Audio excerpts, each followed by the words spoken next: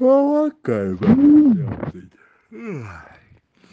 šovakar tev pastāstīsim pasaku par rudo lapsu, lempīgo sasku. Un pelēko vilku. Bija pienācis kārtējais skaistais rīts pie Niedrā ezera. Visi draugi jau bija nedaudz nomierinājušies no tā, ka viņu gūstekņi bija aizmukuši. Sāka vārīt kafiju un sāka plānot plānu, kā varētu saķert jaunus zvērus. Vilks bija uzlicis jau vārīties kafiju, Sasks uzvilka savu pelcepuri un viendaļīgo peltkostīmu, lapsiņa vēl vārtījās.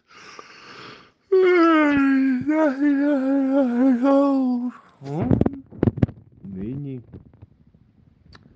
redzēja un dzirdēja kaut kādu brakšķēšanu krūmos. Tad krik, kaut kas tāds tā kā neliels nāca pie viņiem. Viņi ieraudzīja, un no krūmiem iznāca ārā kaķenīte Vinne. Ņau, beidzot jūs atradu. Jūs bijāt tie, kas toreiz mēģināja nozagt kosmētikas somiņas mums. Jā, tie bijām mēs, un kas tu tāda esi? Jūs mani toreiz izmantojāt kā esmu. Es esmu kaķenīte Vinne, ņau. Man ir liela bēda, es jūs meklēju pa visu mežu. Esmu mērojusi šo tālo ceļu, lai jūs pasāktu. Palīgā! Nesaprašu, prasīja Sasks. Jā, palīgā. Man ir notikusi tāda nelaime, ka mums garažā ir ieperinājušās peles. Saimniece tur salika putnu barību, un peles izēda visu putnu barību, un tagad tur dzīvo un pa mani ņirgājās, un man ir bail no pelēm. Kā bail? Tu taču esi kaķis! Jā, bet es esmu tāds istabas kaķītis. Man nav jāčakarējās ar tiem netīrajiem dzīvniekiem pelēm. Ņau! Bet tur tak bija vēl viena kaķene. Es atceros, Vilks teica. Jā, bet tā otra kaķene, viņa liek man ķert peles, jo es esot jaunāka, un man jāmācās ķert peles, kamēr viņa varot mani pieskatīt, bet man peles riebjās. Viņas tā pīkst, un tās astes, un mazās ķepiņas, es viņas nevaru ņau izturēt. Nu, labi, un ko tad tu no mums gribi? Nu, es jums, piemēram, varētu sagādāt kaudzi ar malto gaļu, jo man saimniece nesen nopirka 4 cūku un visu, ko tur salika saldētavā. Es jums varētu sanest visādus gardumus, bet jums ir jānoķer pele no manas garāžas. Nu, labi. Par kaudzi gaļas mēs esam gatavi to izdarīt. Sarunāts. Šodien es palikšu ārā un neiešu iekšā un gaidīšu jūs pusnaktī garažā. Un tad noķersim to peli un jūs viņu atbrīvosieties no viņas. Nu, labi. Tiksimies pusnaktī. Labi, es skrienu mājās. Un Vinne tipināja atpakaļ uz Zaudēju ielas pusi. Tikmēr Vilks ar Lapsu un Sasku brīnījās un domāja, kā tad tā, ka kaķene neķer peli. Savādi gan. Bet nu labi, par kaudzi gaļas viņi būtu gatavi to izdarīt. Tā viņi sakrāmēja visus peļu ķeramos instrumentus kvadrciklā, sakārtojās ar kamuflāžas drēbēm. Lapsa uzvilka savas peļu ķeramās augstpapēžu kurpes. Visu salika viņi kvadrciklā un brauca uz pilsētu.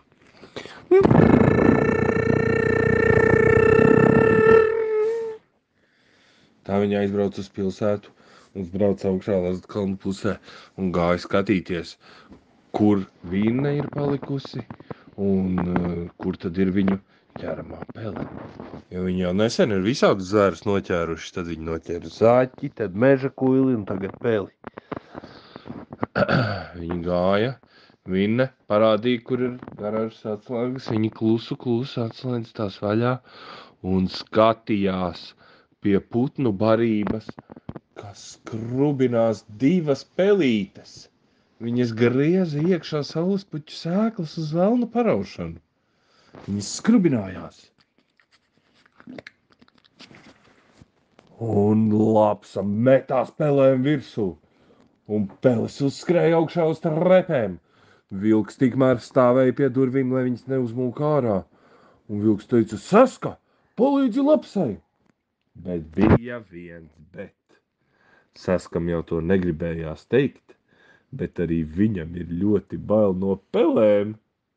Sasks nevarēja to izrādīt, jo viņš kā puisis metās palīgā ķert peles.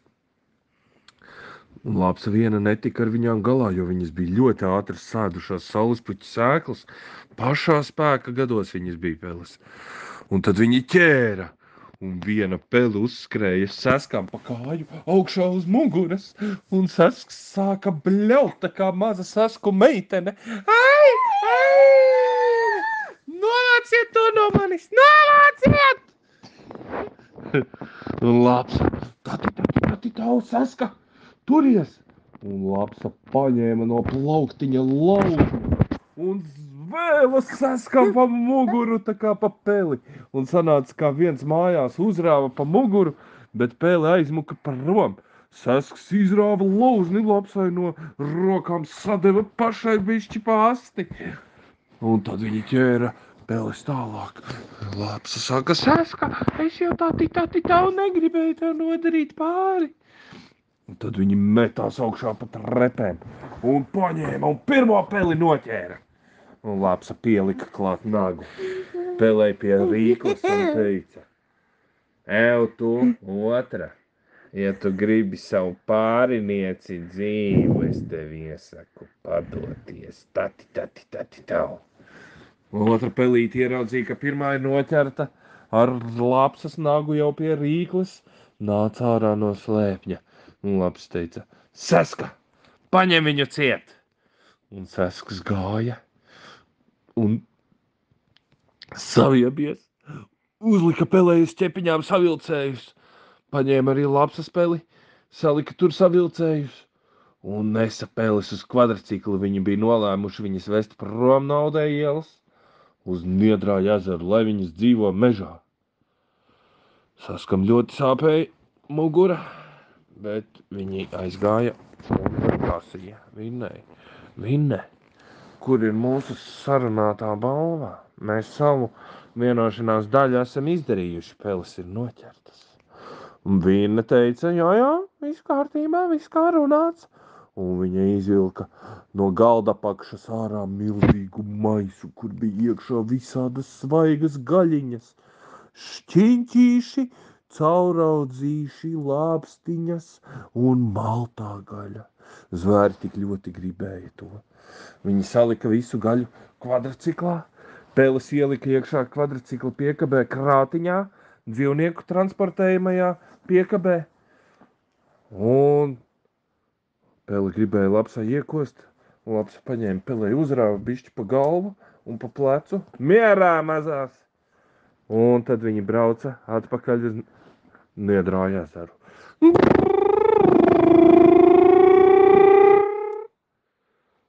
Tad viņi apstājās nometnē, izlaida peles no būra un teica, ejiet mežā iekšā. Peles saka, kā? Skip, kā mēs varam iet mežā iekšā? Mēs esam mājas peles. Mājas peles? No labi. Jūs varat dzīvot mums garažā vēl 2 dienas, kamēr jūs paliekat pa meža pelēm pie visa pieroda. Mēs esam meža zvēri, bet, ja jau jūs esat mājas peles, jūs varat padzīvot bišķi pie mums un tad iet bīdīt savas lietas. Mēs tagad iesim ēst jēlo gaļu svaigo, mums baigi karojās.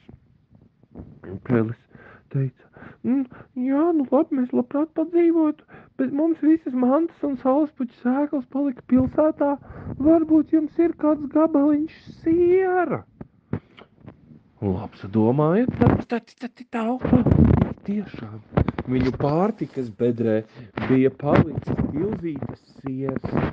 Nu labi, cik jūs bijāt iesaistīti šajā brīnišķīgajā darījumā, kad mēs sapelnījām veselu maisu ar svaigo gaļu, jūs arī varat nākt uz mūsu dzīrēm. Iedīsim kopā pie uguns, kur visu pēc tam uzsmērēsim, ābolu zaptis, baltmaizītes ar pienu iedzersim un atpūtīsimies. Un tā zvēri gāja pie uguns, kuri viņi paņēma, peles arī pasauca. Katrai pelei iedeva pa milzīgam siera gabalam, viņas sāka skrubināt sieru un skatījās, kā zvēri mielojās. Peles sieru skrubināja ļoti skaļi. Un tad zvēri ēda svaigo gaļu.